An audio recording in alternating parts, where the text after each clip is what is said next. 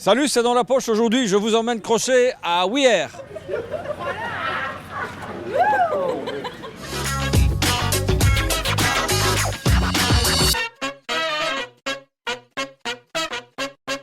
Cholette!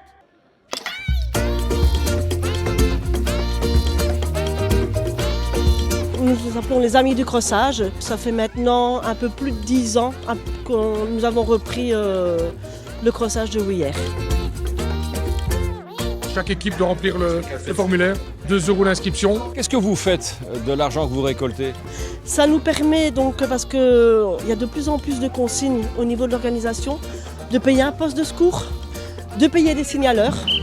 Nous devons aussi également mettre un courrier aux riverains. Donc ça nous permet de payer les photocopies aussi, l'assurance pour l'organisation. Ceci dit, vous avez limité les risques parce que ce ne sont pas des cholettes en bois. On demande soit une balle de tennis ou une balle de mousse en général. C'est une balle pelote ça? Non. Oh non, c'est le balle du chien. La balle de tennis mouillée, elle va être plus lourde, hein? Bah ouais, mais je sens bien que c'est pour eux, c'est pour nous. C'est pourquoi les bouchons? C'est pour mettre la balle, pour avoir plus facile à tirer.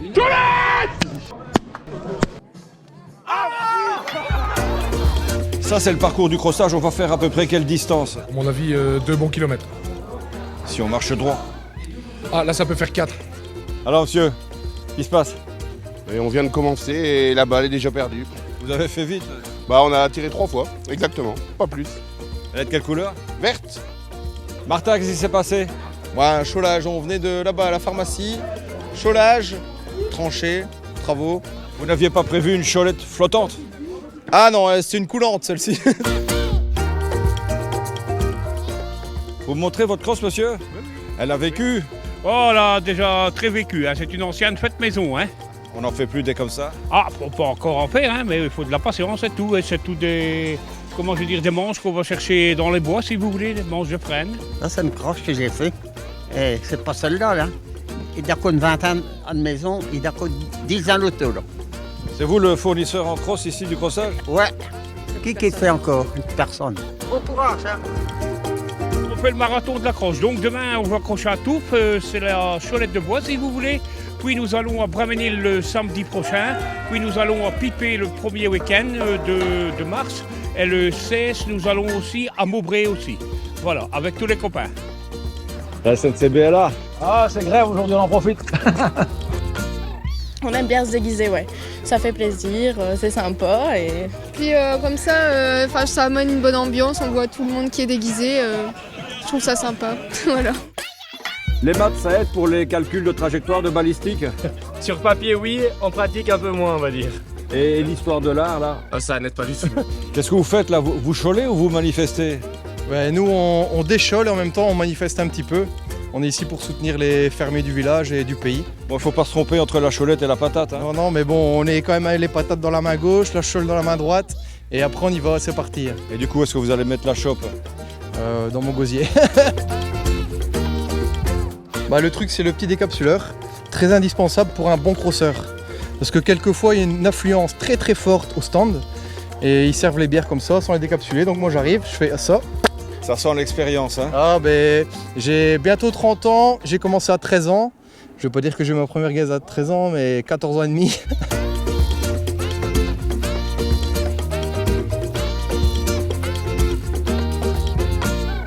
Vous venez d'assez loin, m'a-t-on dit? C'est parce que j'étais en Corse, puis dans le sud.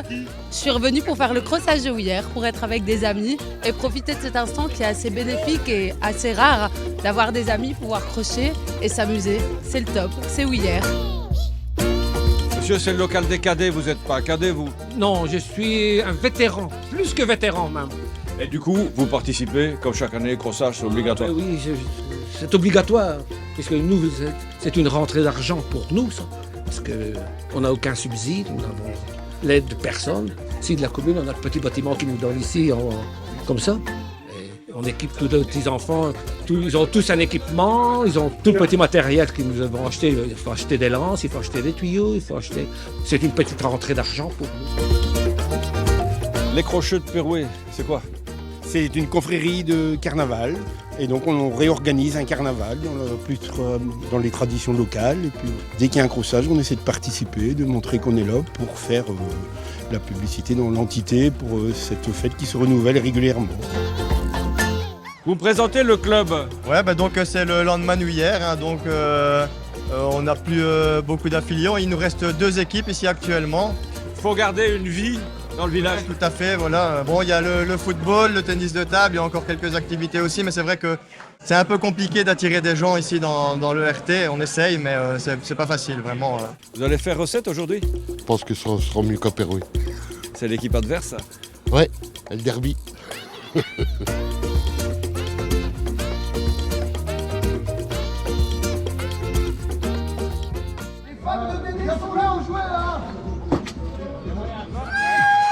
On laisse les crocheuses s'amuser, je vous emmène à un autre type de défi, c'est l'Educ Trophy.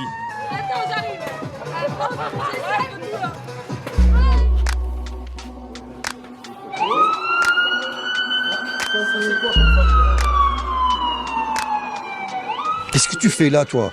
Moi, j'apprends, par exemple, c'est pour visiter l'école. On reçoit des élèves qui viennent du primaire, qui viennent en début de secondaire aussi, pour vérifier différentes sections. C'est la première fois que je vois en dessous d'une voiture, moi. On a 2 univers complètement différents sur chacune des 2 implantations. On a sur l'implantation de Colfontaine des sections qui sont orientées vers le service aux personnes ainsi que sur l'économie.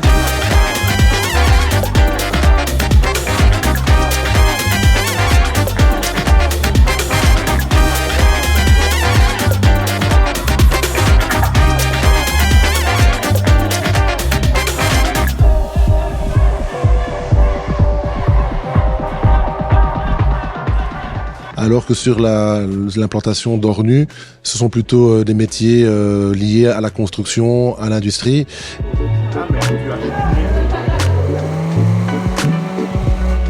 Bon alors, il y en a qui cassent les voitures, toi tu les répares ou tu les casses?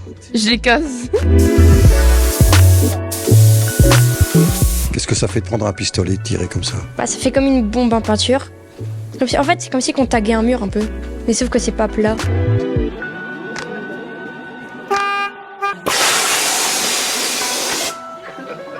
Mes rêves, c'est d'être mécanicien. Je trouve que ce métier est passionnant.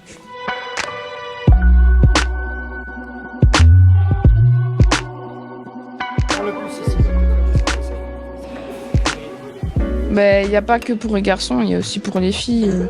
Comme, je sais pas moi, garagiste, garageuse, il y a plein de trucs pour les filles. Dis-moi, t'es pas en train de mettre en peinture les gens là? Explique-moi ce que t'as fait. On a mis en peinture une carrosserie. Mais on a fait ça avec de l'eau pour faire comme si c'était de la peinture parce qu'on n'avait pas le temps. Sinon, la peinture, elle n'aurait pas le temps de sécher si on aurait fait ça avec la peinture. Ici, malheureusement, ça marche pas. Mais ouais, ça arrive toujours à moi. Et ici, je sais pas quoi qui marche pas. Moi aussi. On est dans l'atelier électricité. On est en train de fabriquer une rallonge. C'est très passionnant. C'est bien de les mettre au courant. Surtout les mettre sous tension. Et ils s'appliquent très bien. Et on pense qu'on va avoir des futures électriciennes. Bon alors, tu fais quoi ici? La maçonnerie. C'est quoi, t'as une brique dans le ventre et pourquoi? Moi, je rêve de construire une maison et de tout construire.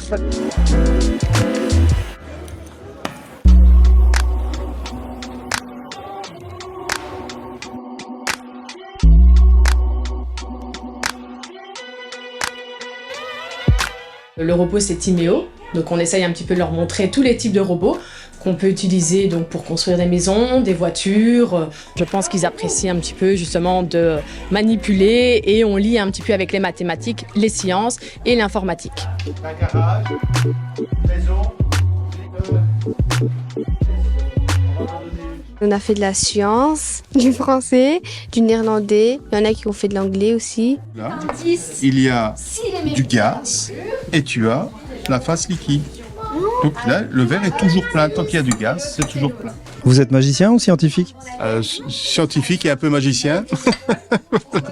Aujourd'hui, on a fait une expérience avec du bicarbonate de soude et du vinaigre à se teigner à cause du CO2. Très attentif, je suis content.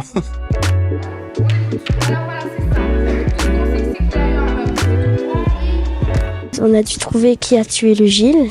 On a fait plusieurs activités pour trouver des indices et savoir qui est le tueur. On a trouvé le tueur et le tueur c'est le mime.